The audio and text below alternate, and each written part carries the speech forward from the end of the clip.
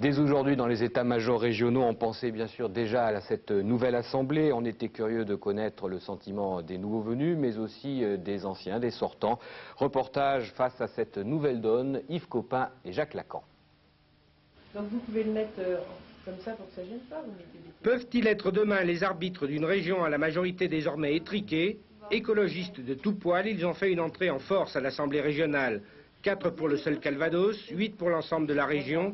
Ils comptent peser lourd dans l'analyse des dossiers. Arriveront-ils pourtant à s'entendre et à définir une stratégie commune? Les travaux d'approche ont commencé. J'ai personnellement appelé Didier Angers, non, parce que je pense quand même qu'il faut voir les choses comme elles sont. Génération Écologie a 4 élus, les Verts en ont 3, Léon Lemonnier est élu aussi, et puis Marie-Paul Labille est sur la liste de René Garrec. Donc c'est nous qui proposons pour le moment. Hein. Certains déjà cherchent pourtant à les prendre dans leur toile. Au Parti socialiste, on se livre à des analyses déchirantes sur le vote sanction d'hier. On affirme sans ambiguïté que c'est sur les listes écologistes que sont partis les électeurs socialistes.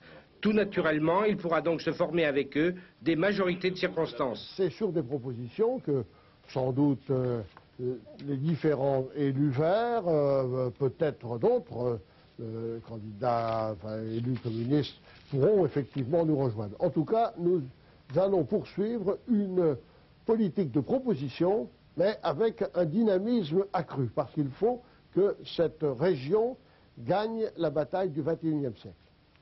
Autre trublion dans le jeu traditionnel des partis, le Front National. Avec 5 élus, il se dit ouvert à toutes les propositions et prêt à étudier les dossiers avec tous ceux qui voudront de lui. Mais ça part plutôt mal avec la droite traditionnelle. Quant à des alliances éventuelles avec le RPA et l'UDF, je dirais que pour faire un mariage, il faut être 2. Et apparemment, étant donné que M. Garrec nous traite d'intégristes, je crois que le mariage sera difficile et que le divorce est déjà programmé.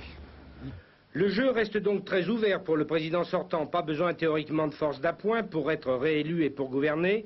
Pas question d'infléchir sa politique, mais d'accord pour travailler avec tout le monde, et notamment avec les écologistes. On a plein de choses à faire encore sur les communications, sur la formation pour les jeunes. J'avais prévu d'augmenter très sensiblement 2 budgets. Le budget de l'environnement d'une part, qui est un des plus forts de France pour les régions d'ailleurs. Je le rappelle de mémoire, il fait le prix d'un lycée par an, un peu plus de 40 millions. Et le budget de la culture, parce qu'il n'y a rien sans culture, et que pour les jeunes, c'est une excellente chose. Donc je vais proposer les mêmes choses, je pense que ça sera voté. Première indication, vendredi 10 h pour l'élection du président.